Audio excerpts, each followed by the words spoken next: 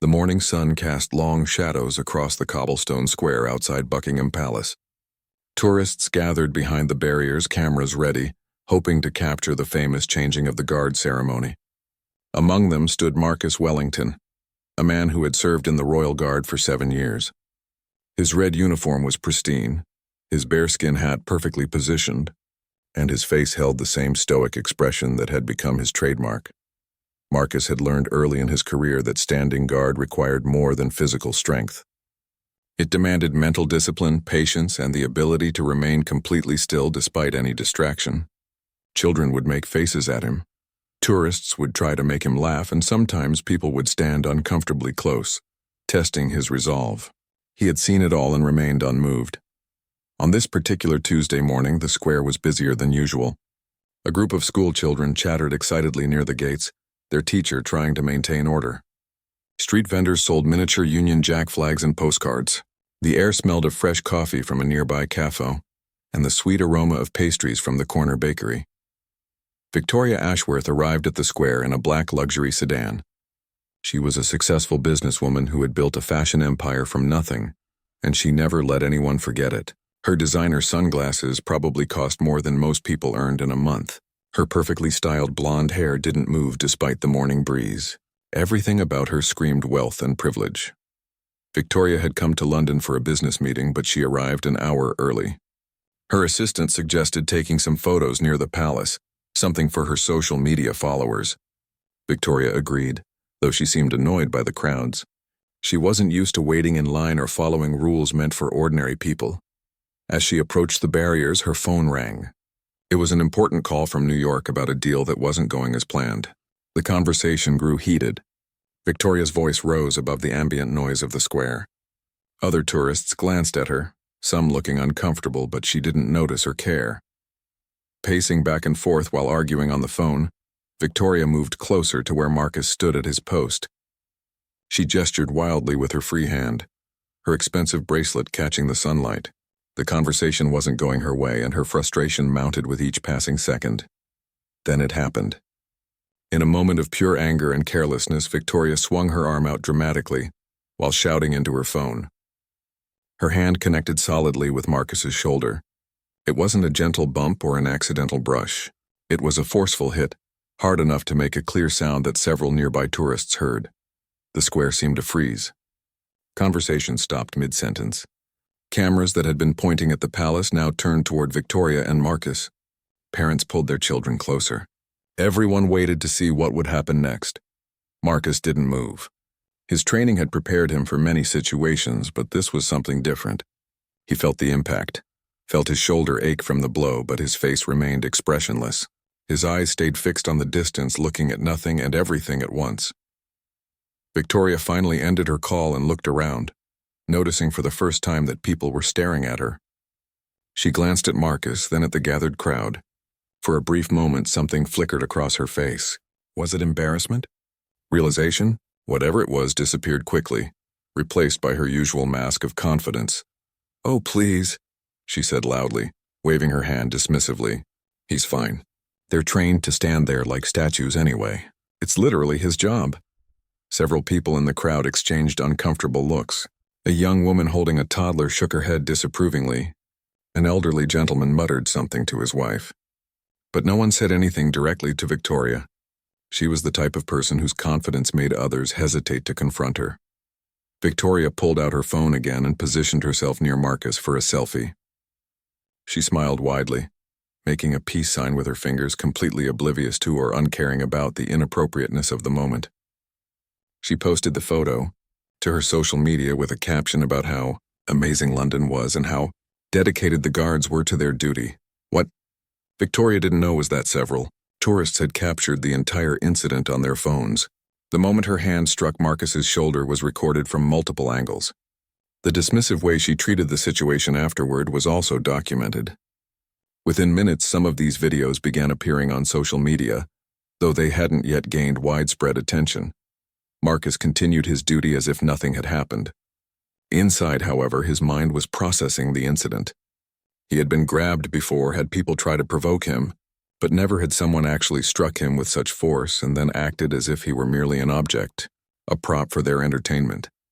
His colleague, James, stood at the next post. Though James maintained his own stoic expression, he had witnessed everything. The two guards had served together for years and had developed an unspoken language. A slight tension in James's jaw told Marcus that his friend was angry on his behalf. The changing of the guard ceremony proceeded as scheduled. Marcus marched with precision, his movements exact and practiced. To observers, he appeared completely unaffected by what had happened. Only someone who knew him well would notice the slight tightness around his eyes, the extra rigidity in his posture. Victoria left the palace grounds feeling satisfied with her morning photos. She had already received dozens of likes and comments on her posts. Some followers praised her for getting such a close-up shot. Others left fire emojis and comments about her outfit. She scrolled through them while her driver navigated London traffic, completely unaware of the storm that was beginning to brew online.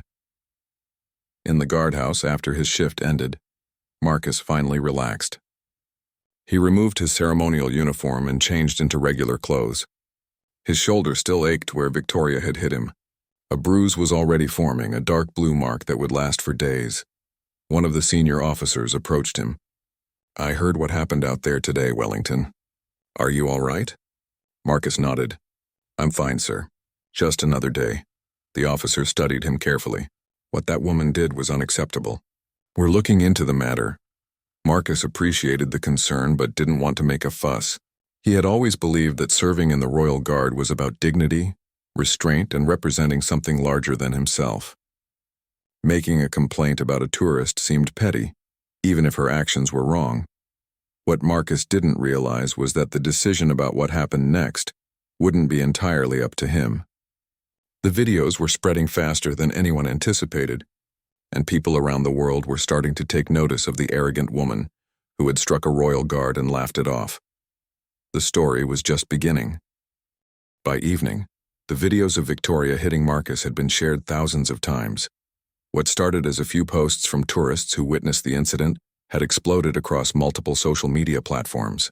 People from different countries were watching, commenting, and sharing their outrage about what they had seen. Sarah Chen, a university student from California who had been visiting London with her family, was one of the first to post the video. She wrote a simple caption about how shocked she was to see someone treat a guard so disrespectfully. Her video showed the incident clearly, capturing the force of Victoria's blow, Marcus's complete stillness, and Victoria's dismissive reaction afterward. Within hours, Sarah's video had been viewed over 2 million times. The comments section filled rapidly with people expressing their anger and disappointment.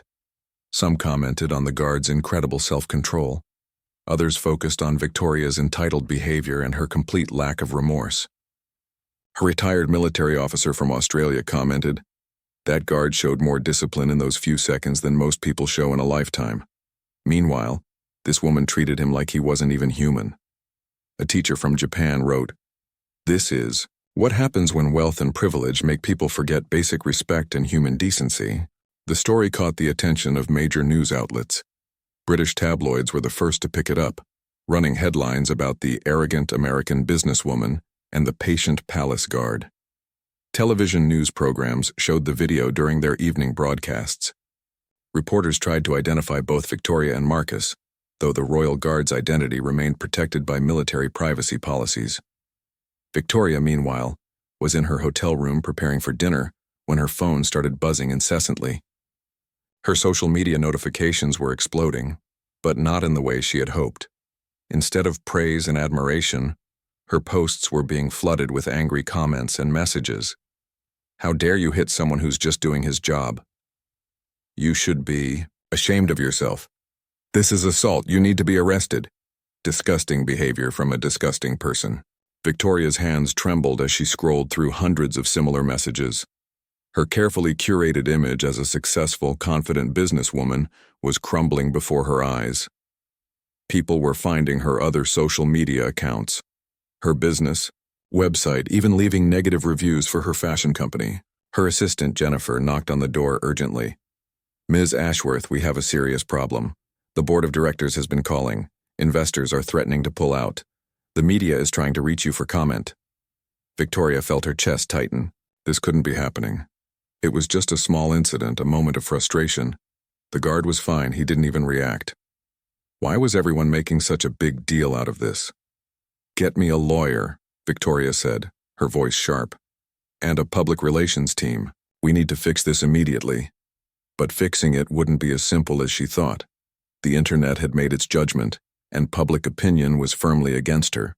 News outlets were now running stories about her background, her business practices, and her reputation for being difficult to work with. Former employees gave anonymous interviews describing her as demanding, dismissive, and often cruel. Back at the barracks, Marcus tried to avoid the attention. He had been told about the videos and the media storm, but he didn't want to watch them. Several fellow guards and military personnel reached out to express their support. Some shared their own stories of dealing with disrespectful tourists, though few had experienced anything quite like what Marcus had endured. Colonel Harrison, the commanding officer, called Marcus into his office. The colonel was a stern man in his 50s with decades of military service behind him. He gestured for Marcus to sit down. "Wellington, I know you didn't ask for any of this attention," the colonel began, "but I want you to know that what happened today was completely unacceptable, and the entire regiment stands behind you." Marcus nodded, unsure what to say. "The woman who struck you has been identified as Victoria Ashworth, an American businesswoman," the colonel continued. "The Metropolitan Police are reviewing the incident. Technically, what she did constitutes assault. They want to know if you wish to press charges." Marcus hesitated. The thought of pressing charges felt extreme. Yes, she had hit him. And yes, her behavior was appalling. But did he really want to drag this out further? On the other hand, letting it go might send a message that such behavior was acceptable. "I need some time to think about it, sir," Marcus said finally. The colonel nodded understandingly. "Take the time you need. But remember, this isn't just about you. It's about respecting the uniform, respecting the crown, and respecting every person who serves. What she did was an insult to all of us." That night, Marcus couldn't sleep. He kept thinking about the incident, replaying it in his mind. He thought about Victoria's face when she realized people were watching her. The brief flicker of something human before her arrogance took over again. He thought about his 7 years of service, all the times he had stood silently while people treated him as less than human, as a tourist attraction rather than a person. His phone buzzed with a message from his mother. She had seen the news and was worried about him. Marcus called her, and hearing her voice helped calm his thoughts. "I'm proud of you," she said softly. "You showed the kind of character that can't be taught.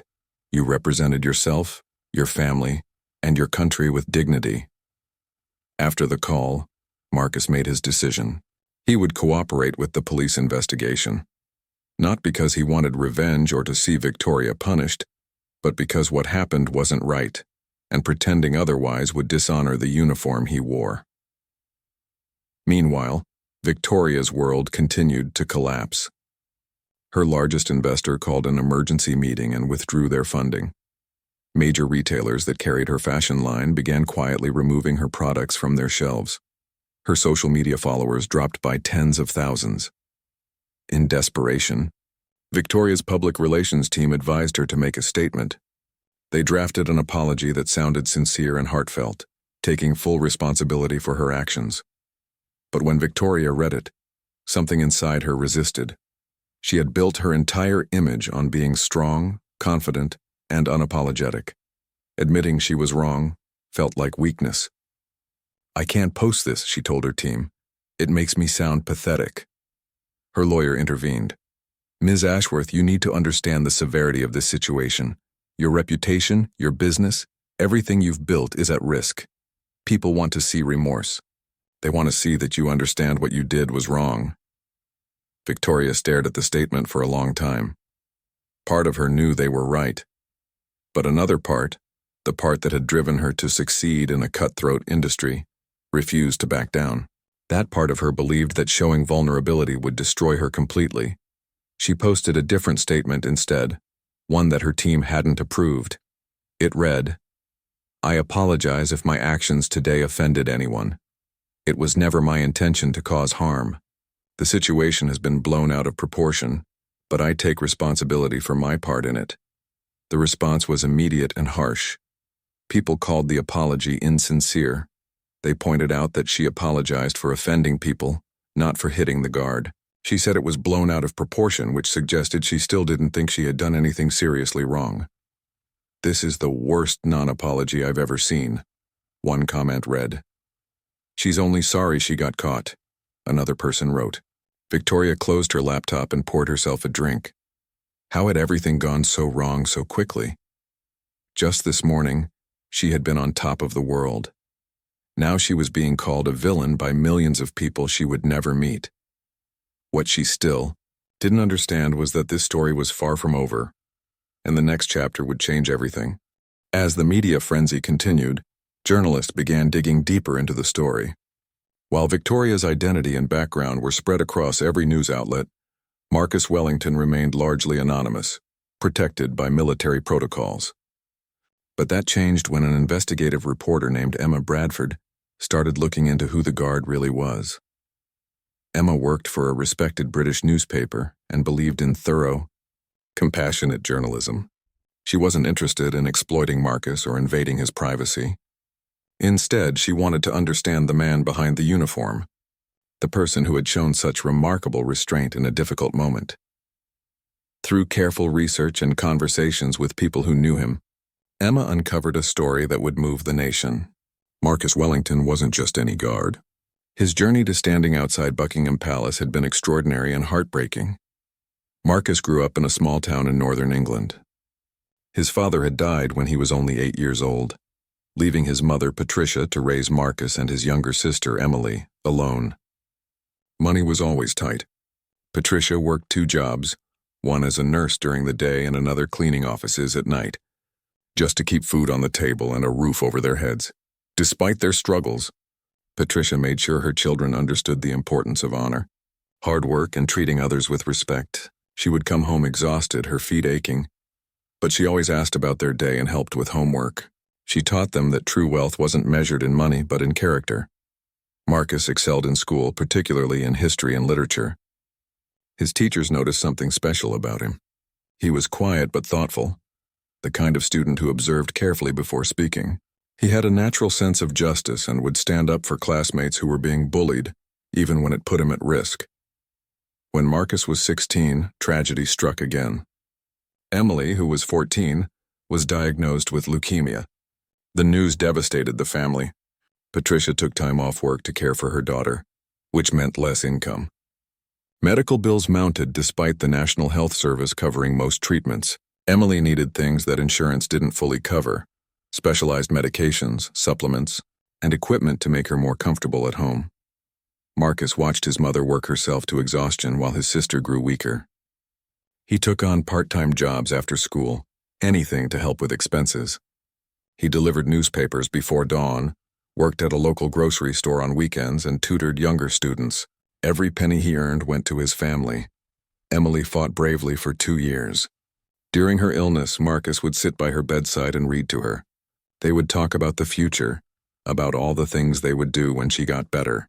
Emily made Marcus promise that he would do something meaningful with his life, something that would make a difference. "Don't just exist, Marcus," she told him during one of their late-night conversations. "Promise me you'll serve something bigger than yourself."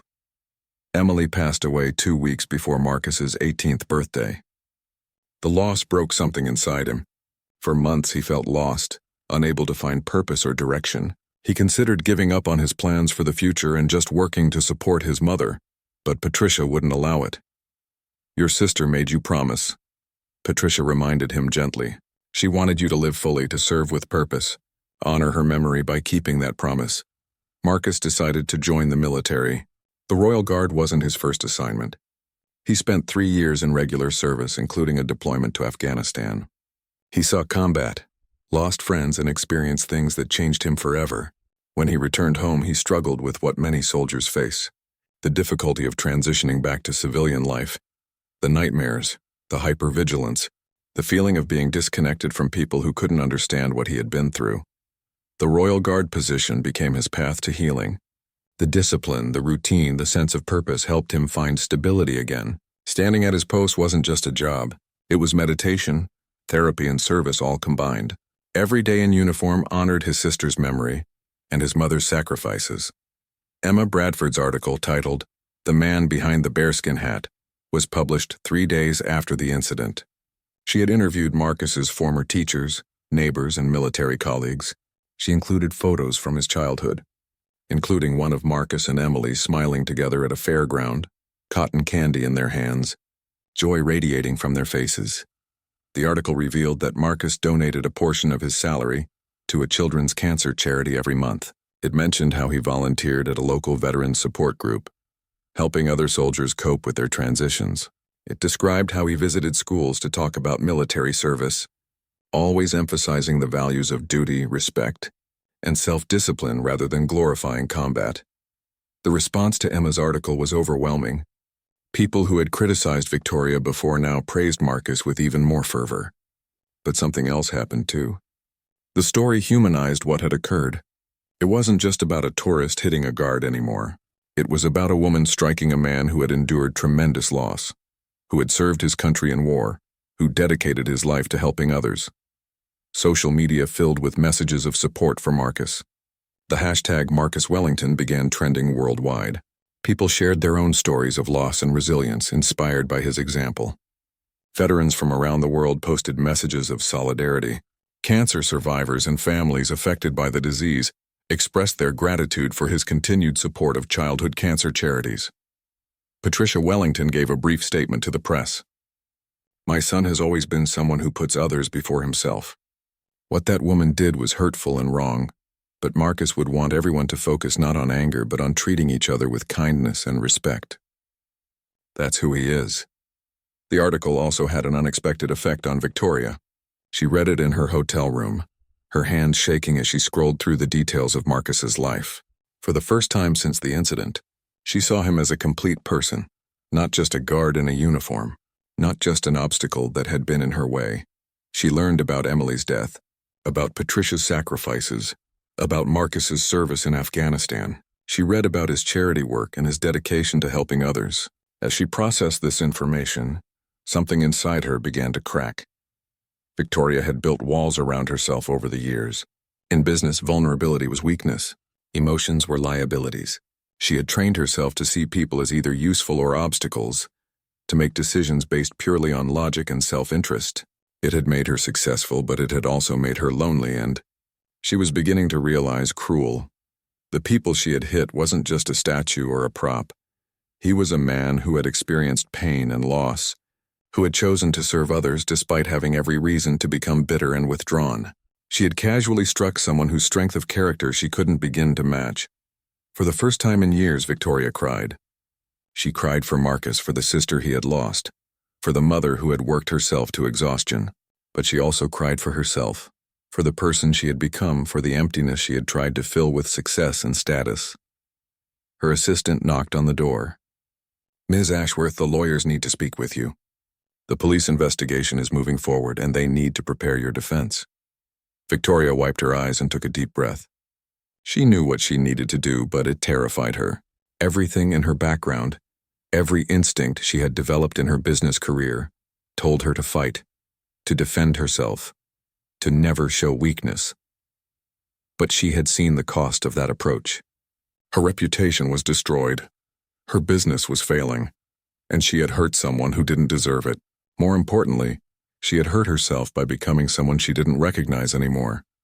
"Tell them I don't need a defense," Victoria said quietly. Jennifer looked confused. "What do you mean?" "I mean, I'm not fighting this. I did something wrong, something terrible. I need to make it right. And I don't know how, but fighting and denying isn't the answer." It was the first honest, vulnerable thing Victoria had said in longer than she could remember. It was also the beginning of something she didn't expect, a chance at redemption. Victoria spent the next 2 days in a state she had never experienced before. She canceled all her business meetings and ignored her phone. She sat in her hotel room, reading and rereading Emma Bradford's article about Marcus. Each time she went through it, she felt the weight of what she had done more heavily. She thought about her own childhood. Victoria hadn't always been the person she had become. She grew up in a middle-class family in Connecticut. Her parents were kind people who taught her about hard work and ambition. But somewhere along the way, as she climbed the ladder of success, she had lost touch with those values. She had started believing that success justified any behavior, that being at the top meant she didn't have to consider others. Her business had grown through aggressive tactics. She had underpaid workers, broken promises to partners, and stepped on anyone who got in her way. She told herself it was just business, that everyone did it, that nice people didn't succeed. But sitting alone in that hotel room, Victoria realized she had become exactly the kind of person she would have despised as a child. On the third day after the incident, Victoria made a decision. She called Emma Bradford, the journalist who had written about Marcus. "Ms. Bradford, this is Victoria Ashworth," she said when Emma answered. Her voice was hesitant, unsure. "I know you probably don't want to hear from me, but I need your help." Emma was surprised but intrigued. "What kind of help?" "I need to apologize to Marcus Wellington properly. Not through a statement, not through lawyers. I need to face him and tell him I'm sorry. I need to make this right, and I don't know how." Emma was silent for a moment. She had covered countless stories of powerful people making mistakes, and rarely did any of them show genuine remorse. Most hired crisis management teams and waited for the storm to pass. This was different. "That's between you and him," Emma said carefully. "But I can tell you that Marcus isn't the kind of person who wants to destroy you. From what I learned about him, he believes in redemption and second chances. Whether he'll meet with you, I can't say." Victoria thanked her and hung up. She then called her assistant. "Jennifer, I need you to help me arrange something, and it's going to sound crazy." Over the next week, Victoria did something completely out of character. She reached out to the Metropolitan Police and admitted everything without reservation. She didn't try to minimize what she had done or make excuses. She simply stated the facts. She had struck a royal guard without provocation. She had been dismissive and arrogant about it, and she took full responsibility. The police were taken aback. They had expected lawyers and denials. Instead, they found a woman who seemed genuinely remorseful and willing to accept whatever consequences came her way. Victoria then wrote a new statement, this one without any help from public relations professionals. She posted it across all her social media channels. "I have spent the past week thinking about what I did and who I have become. I struck Marcus Wellington, a royal guard who was simply doing his duty. I treated him like an object, like he didn't matter. I was wrong in every possible way. After learning about Marcus's life, his service, his losses, and his dedication to helping others, I am ashamed. He represents the best of what a person can be, and I showed the worst. This isn't a non-apology. I'm not sorry if I offended anyone. I'm sorry, period. I'm sorry to Marcus. I'm sorry to everyone who witnessed my behavior. I'm sorry to my employees and partners who I have treated poorly over the years. I don't expect forgiveness. I don't expect people to forget what I did, but I promise to spend whatever time I have left trying to become a better person, someone who treats others with the respect and dignity they deserve. I am taking a step back from my company. I am seeking help to understand why I became someone capable of such cruelty, and I am committed to making amends in whatever way I can." The response to this statement was mixed. Some people praised her honesty. Others remained skeptical, believing it was just another calculated move. Many said that words were easy and actions were what mattered. Victoria knew they were right. She contacted the children's cancer charity that Marcus supported and made a substantial donation, not for publicity, but because it was something Emily would have cared about. She reached out to workers she had underpaid over the years and began making restitution. She started therapy to address the issues that had led her down this path. Meanwhile, Marcus had been watching all of this unfold with mixed feelings. Part of him appreciated that Victoria seemed to be taking responsibility. Another part remained cautious, wondering if it was genuine or just damage control. Colonel Harrison called Marcus into his office again. "Wellington, Victoria Ashworth has requested to meet with you. Through official channels with military supervision, she wants to apologize in person. You are under no obligation to accept this meeting. The choice is entirely yours." Marcus sat in silence thinking. He thought about Emily and how she had always believed people could change. He thought about his mother, who had taught him about forgiveness even when it was difficult. He thought about his own struggles and how others had given him chances when he needed them. "I'll meet with her," Marcus said finally. but I want my mother there too. The meeting was arranged for the following week at a neutral location, a quiet office in a military building. No press, no cameras, no publicity, just Victoria, Marcus, Patricia Wellington, Colonel Harrison, and a military chaplain who would serve as a mediator. Victoria arrived early, her hands trembling. She wore simple clothes, no designer labels or expensive jewelry. Her hair was pulled back in a simple ponytail. She looked smaller somehow, more human than the confident woman who had struck Marcus a few weeks earlier. When Marcus entered the room with his mother, Victoria stood up immediately. She looked at him, really looked at him for the first time. She saw the man behind the uniform, the person she had treated so carelessly. "Thank you for agreeing to meet with me," Victoria said, her voice barely above a whisper. "I don't deserve your time or your attention." Marcus nodded but said nothing, waiting for her to continue. Victoria took a deep breath. "I hit you. I hurt you. And then I acted like it didn't matter, like you didn't matter. There is no excuse for what I did.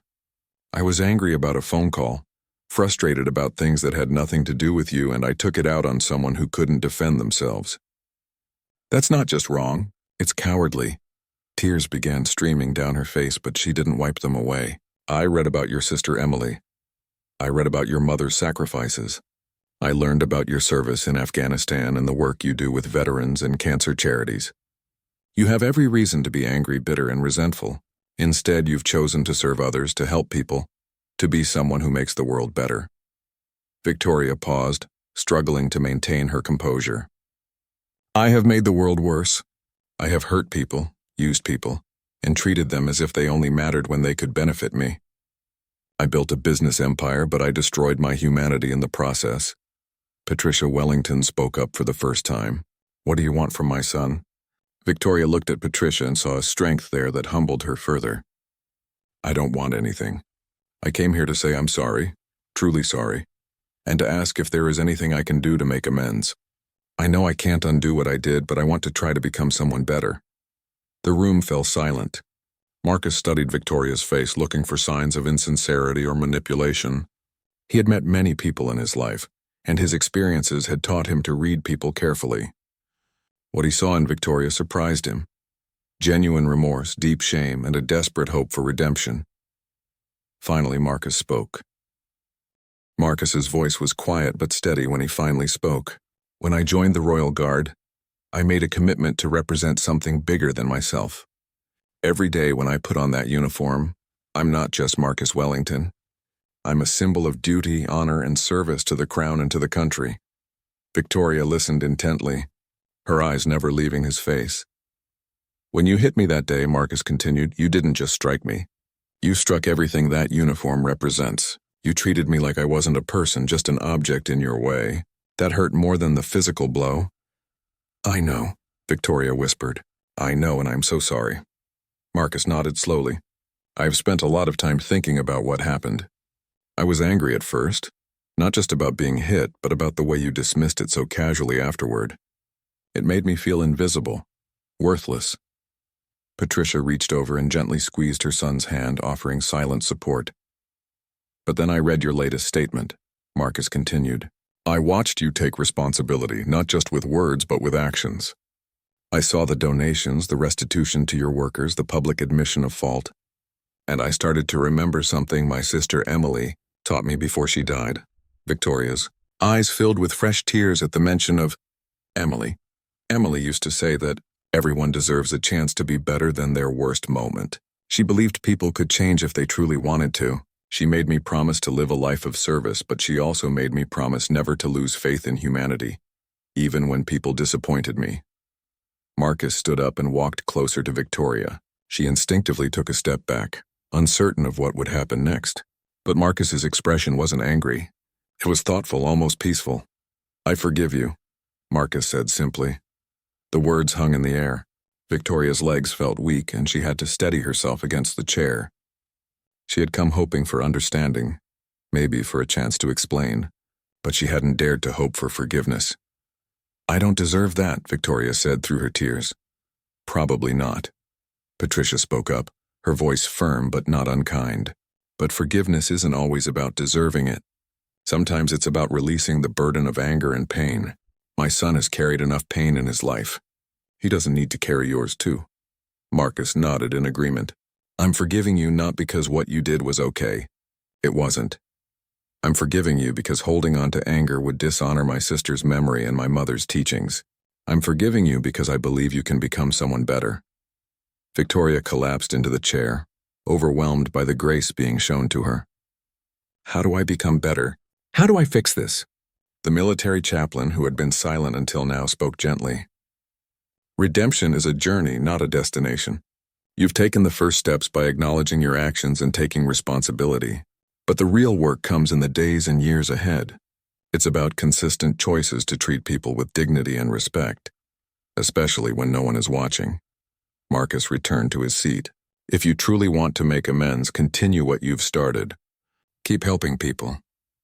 Keep examining why you became someone capable of such cruelty.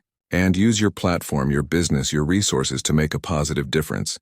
I will, Victoria promised. I absolutely will. Colonel Harrison, who had been observing everything, cleared his throat. Ms. Ashworth, the Metropolitan Police are still investigating this incident. Assault charges could potentially be filed. However, if Mr. Wellington chooses not to press charges and provides a statement about this meeting, it's likely the matter will be closed with a warning. Victoria shook her head. I don't want special treatment. If charges should be filed, then file them. I'll accept whatever consequences come. Marcus considered this. I don't think charges serve any purpose here. What happened was wrong, but I believe you've learned from it. Punishment for punishment's sake doesn't help anyone. The meeting continued for another hour. Victoria asked questions about Emily, wanting to understand the person whose memory had inspired such strength in Marcus. Patricia shared stories about her daughter, about her courage during her illness, about the way she had faced death with grace and concern for others. Victoria learned that Emily had loved reading, that she had dreamed of becoming a teacher, that she had made friendship bracelets for all the other children in the cancer ward. She learned that even at 14, facing her own mortality, Emily had spent her final days trying to comfort her family and the other patients. She sounds like an incredible person, Victoria said softly. She was, Patricia replied, and she would have liked that something good came from today. She always believed in second chances. As the meeting drew to a close, Victoria had one more request. I want to do something meaningful to honor Emily's memory. Not just a donation, though I'll continue supporting the cancer charity. Something more personal. Would you help me figure out what that could be? Patricia and Marcus exchanged glances. Finally, Patricia spoke. Emily always wanted to help children who were going through what she went through. Not just with medical care, but with support, with hope, with feeling less alone. If you truly want to honor her memory, focus your efforts there. Victoria nodded, committing this to memory and to her heart. I will. I promise I will. When it was time to leave, Victoria stood and approached Marcus.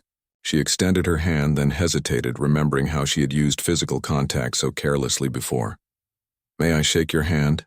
She asked, her voice humble. Marcus extended his hand and clasped hers firmly.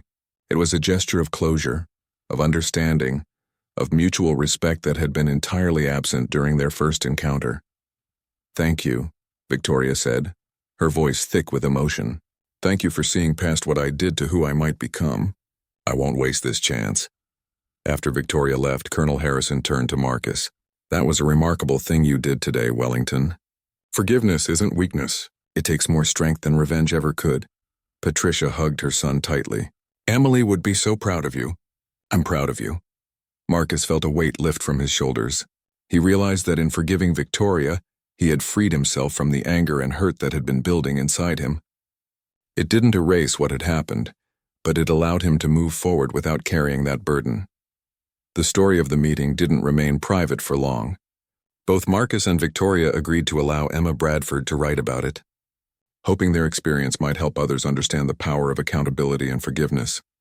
Emma's article, titled When Grace Meets Remorse, described the meeting in detail. She wrote about Marcus's decision to forgive, Victoria's genuine remorse, and Patricia's wisdom.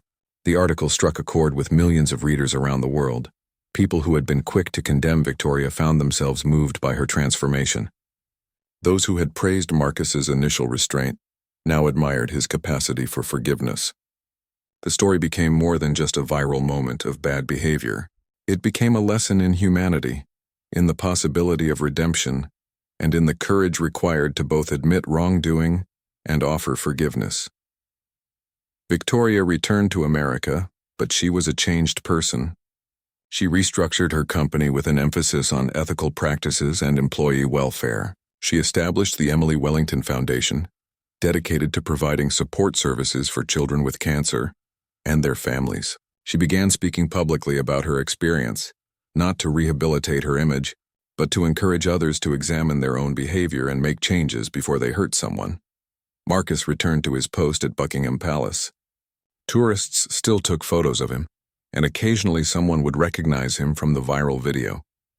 But now when people saw him, they saw more than just a guard in a uniform. They saw a man who represented the best of human character: strength, discipline, compassion, and grace. The incident that had started with anger and arrogance had transformed into something beautiful and meaningful. It proved that our worst moments don't have to define us, and that even the deepest hurts can lead to healing when met with genuine remorse and gracious forgiveness. 6 months after the incident, the world had largely moved on to new stories and scandals. But for those directly involved, the events of that Tuesday morning at Buckingham Palace continued to resonate in profound ways. Marcus Wellington stood at his usual post, the winter sun casting long shadows across the palace grounds. The tourists were fewer now in the colder months, but those who came still stopped to watch the guards with a mixture of curiosity and respect.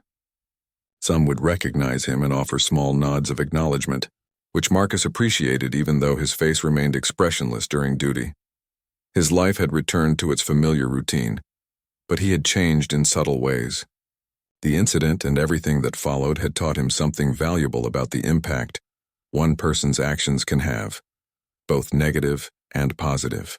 He received letters regularly from people around the world who had been moved by his story, from veterans who thanked him for representing the military with dignity, from teachers who used his example to teach their students about self-control and forgiveness, from ordinary people who said his grace had inspired them to be more patient and forgiving in their own lives. One letter particularly touched him.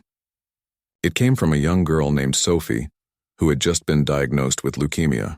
She wrote, "My mom told me about your sister Emily. She said Emily was brave and kind even when she was sick. I'm scared, but reading about Emily helps me be brave too. Thank you for sharing her story." Marcus kept that letter in his locker at the barracks. On difficult days when the weight of his memories felt heavy, he would read it and remember why Emily's story mattered. It wasn't just about loss. It was about how love and courage could continue touching lives long after someone was gone. Patricia Wellington had also been changed by the experience. For years, she had carried the dual weight of losing her daughter and watching her son struggle with his own demons after Afghanistan. Seeing Marcus extend forgiveness to Victoria, watching him honor Emily's memory with such grace, had brought Patricia a sense of peace she hadn't felt since Emily's death.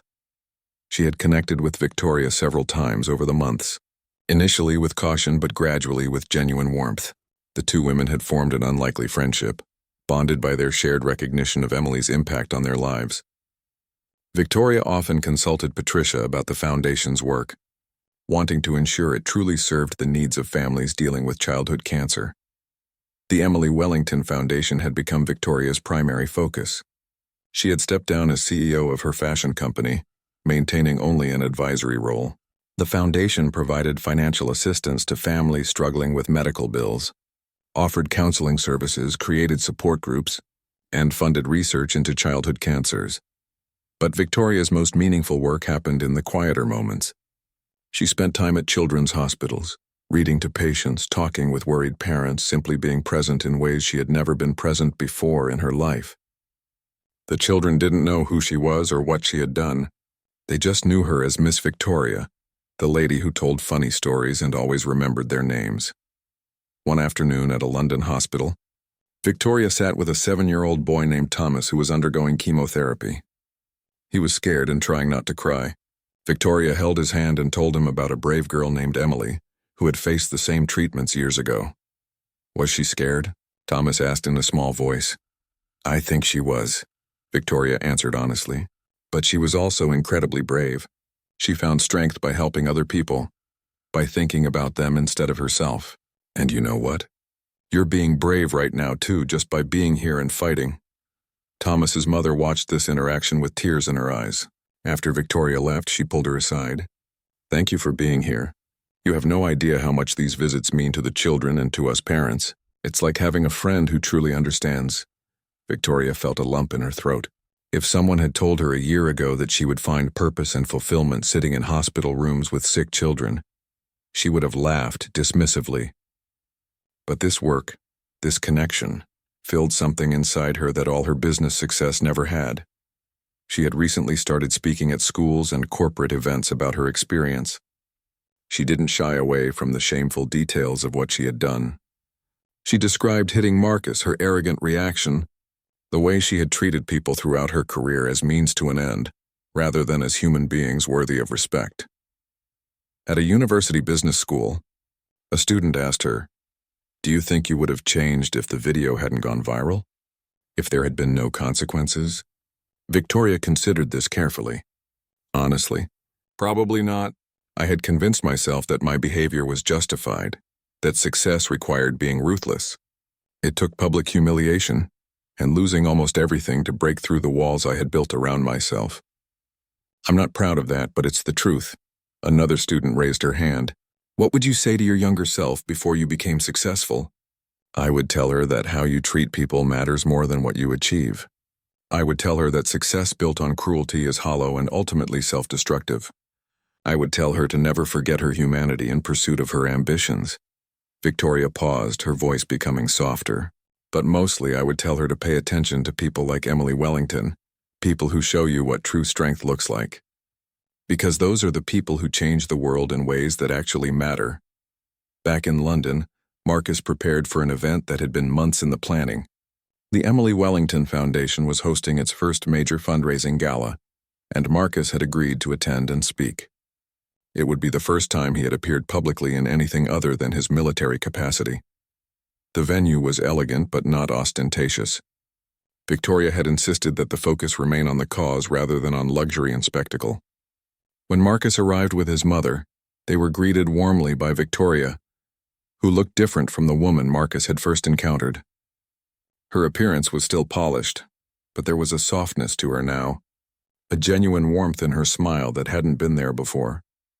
"Thank you for coming," Victoria said, clasping both of Patricia's hands in hers. "This wouldn't exist without your family, without Emily's memory." The gala included speeches from doctors, families who had been helped by the foundation, and young survivors who spoke about their experiences. When it was Marcus's turn to speak, he walked to the podium with the same composed bearing he brought to his guard duty. He spoke about Emily, about her courage and kindness. He talked about his mother's strength and sacrifices. He described his own journey through loss and service, and how he had learned that true strength wasn't about never breaking, but about how you put yourself back together afterward. Then Marcus said something that surprised many in the audience. 6 months ago, something happened that brought a lot of attention to my life and to my family's story. A woman made a mistake, a serious mistake that hurt me and disrespected the uniform I wear, but that moment also became an opportunity for both of us to become better people." He gestured toward Victoria, who sat at a nearby table, tears streaming down her face. "That woman is here tonight. She created this foundation. She has dedicated herself to honoring my sister's memory by helping children and families who are facing what Emily faced. She didn't have to do any of this. She could have disappeared, waited for people to forget, moved on with her life. Instead, she chose the harder path of genuine change and service."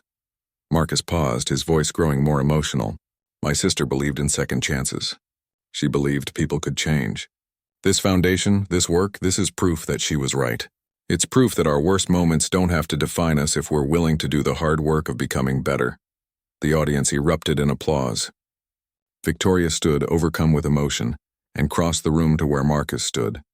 They embraced, not as the guard and the woman who struck him, but as two people who had journeyed through pain and anger to find understanding and purpose. Patricia joined them, and the three stood together, an image that photographers captured and that would appear in newspapers the next day. But the real story wasn't in that photograph.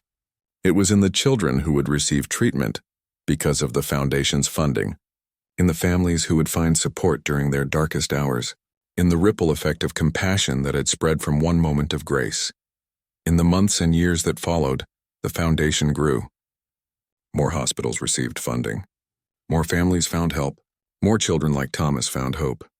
Victoria never stopped doing the work, never stopped showing up, never stopped trying to be the person Emily's life had shown was possible.